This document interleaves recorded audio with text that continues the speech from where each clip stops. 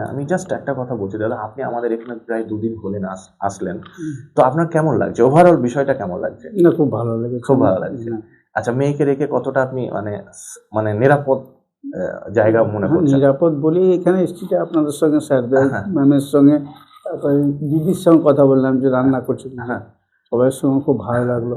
রান্নার আর দিদি- আমার মেয়ের পছন্দটাই আমার পছন্দ। ঠিক ঠিক ঠিক দাদা, রান্নার দিদি খুব লক্ষ্মী মানুষ, খুবই ভালো, আমি খুব যা ভালো। দেখলাম খুবই ভালো। খুব এটা ভালো। প্রথম থেকেই দেখছি, মানে ওনার সঙ্গে আমার পরিচয় প্রথম দিন ছিল না, দ্বিতীয় দিন আসার পরে তারপর তখন একটু হলো, তা দেখছি না খুব ভালো, খুবই ভালো। খুব ভালো দাদা। আর ওটাই চাই, যেটা একটা মায়ের মতন সেও ভালোবাসা দিয়ে ওদিকে রাখবে।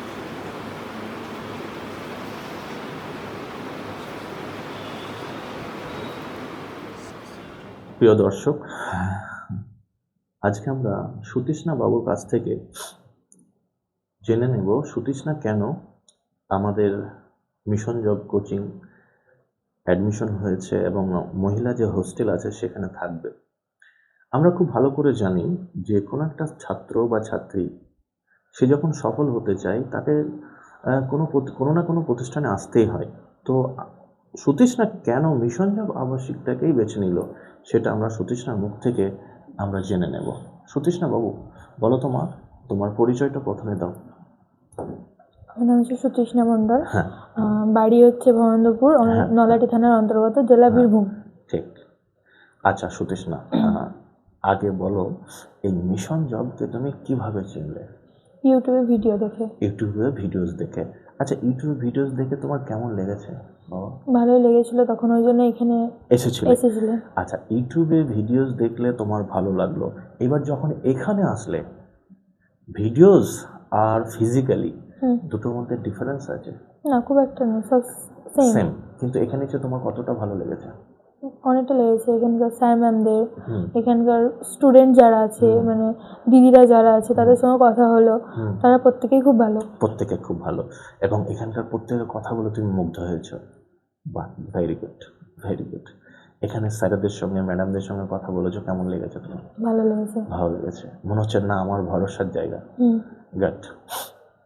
এবার সুতৃষ্ণার কাছ থেকে আরেকটা জিনিস জানতে চাইবো, এখানে আসার মূল কারণ কি? মানে আমি যাতে একটা গভর্নমেন্ট জব পেতে পারি। গভর্নমেন্ট জব পেতে পারো, বা গভর্নমেন্টের মধ্যে ডিফেন্সটাই বেশি মেন। আচ্ছা, এই যে ডিফেন্সের জব তুমি করবে মা, এই ডিফেন্সের জব করতে গেলে অনেক সময় আমাদের কি করতে হয়, বাড়ি থেকে অনেক দূরে থাকতে হয় যখন জব পেয়ে যাই, এটা তোমার নিশ্চয়ই জানা আছে। তো তুমি তো মায়ের একমাত্র বা বাবার একমাত্র কন্যা, তোমার সমস্যা হবে না? হবে, বাট বাবা আমার লাইফটাকে আরো বেটার করতে চাই। বেটার করতে চাও। ধরো তোমার পোস্টিং মানে অন্য স্টেটে হলো, তো তখন তোমার আফসোস হবে না? কিছুটা হবে। হবে, কিছুটা হবে, কিন্তু তার মধ্যেও ভালো লাগার কিছু আছে। হ্যাঁ। কোনগুলো ভালো লাগে? নিজের পছন্দের একটা জবে ঢুকতে পেরেছি, বা সেই জিনিসটা ছোট থেকে চেয়েছি যে হব। হ্যাঁ, ডিফেন্সে যেমন ধরো আর্মি, যারা এসএসসি জিডি, যারা সেন্ট্রাল গভর্নমেন্টের জব করে, তো তাদের তো জীবনটাই দেখো বাইরে কাটাতে হয়। হ্যাঁ, তো সেক্ষেত্রে এমন এক সময় হলো একটা দেশের সঙ্গে আরেকটা দেশের ধরো বিরাট যুদ্ধ বেঁধে গেছে, যেমন তুমি এখন দেখছো ইরানে, তারপর আমেরিকা ইসরায়েলের যুদ্ধ হচ্ছে। ধরো ভারতবর্ষের সঙ্গে দেখা গেল পাকিস্তানের সঙ্গে বাংলাদেশের যুদ্ধ হচ্ছে। হ্যাঁ, সেই সময় দেখা গেল তুমি যুদ্ধ করতে করতে তোমার কিছু হয়ে গেল, এই যে বাবা মারা তার কষ্ট পাবে তো তখন। তো তুমি তার জন্য কি রেডি? দেশের জন্য রেডি? মানে বাহ, ভেরি গুড। আচ্ছা মা, আমি তোমাকে এই কথাটা বললাম, কিছু মনে করো না। না না না, একদমই নয়। আমরা চাই দেশের জন্য যদি জীবন দিতে হয়, আমরা সবাই প্রস্তুত, ঠিক কি না? সেই নিরিখে কথাটা বললাম মা, আমি জাস্ট তোমার জানতে চাইলাম তোমার মোটিভটা কি। Very good, excellent. ঈশ্বর তোমার মঙ্গল করুক, তোমার যেটা ইচ্ছা সেটা যেন পূরণ হোক। আর দেশকে রক্ষা করার জন্য অনেক বড় হতে হবে, অনেক বড় অফিসার হতে হবে তোমাকে। আর সেই সঙ্গে সঙ্গে এইরকমভাবে যখন তুমি এক জায়গায় একদিন প্রতিষ্ঠিত হয়ে যাবে, তখন আমরাও গর্ববোধ করব যে আমরা বলতে পারবো এটা আমার ছাত্রী ছিল, ঠিক কি না? ঠিক আছে বেটা, খুব ভালো। আচ্ছা বেশ, এবার তাহলে আমি জাস্ট একটা কথা বলছি দাদা, আপনি আমাদের এখানে প্রায় 2 দিন হলেন আসলেন, তো আপনার কেমন লাগছে, ওভারঅল বিষয়টা কেমন লাগছে? না, খুব ভালো লেগেছে। খুব ভালো লাগছে।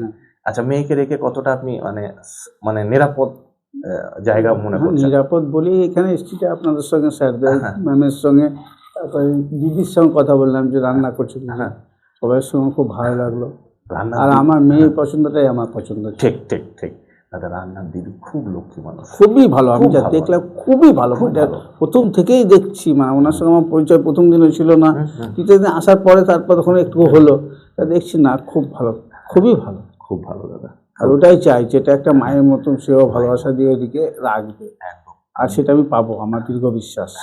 দিদিকে আমি বলে রেখেছি, আমরা সবাই বলে রাখি যে এই সন্তানের আমার সবগুলো। তো আমাকে বলতে হয় না দাদা, না, না, খুব আমি ভালো। যেটা চাই তাতে অনেক বেশি পাই ওনার কাছ থেকে। না না না, খুব ভালো। খুব ভালো মানুষ, খুব ভালো মানুষ। দাদা, যারা আমার এই মায়ের মতো, তারাও ধরুন কোচিং সেন্টার খুঁজছে, তাদেরকে কি মিশন জবে আসার জন্য বলবেন আপনি? না, সেরকম ছেলে বা মেয়ে অবশ্যই আমি বলবো আপনার কাছে নিয়ে আসার জন্য। আমি এইদিকে আমি অলরেডি 2-3 জনকে বলে দিয়েছি আপনাদের যে এখানে সুন্দর, আমি পরিবেশটা ভালো লেগেছে, আপনাদের আচার বিচার ব্যবহারটা আমার খুব ভালো লেগেছে।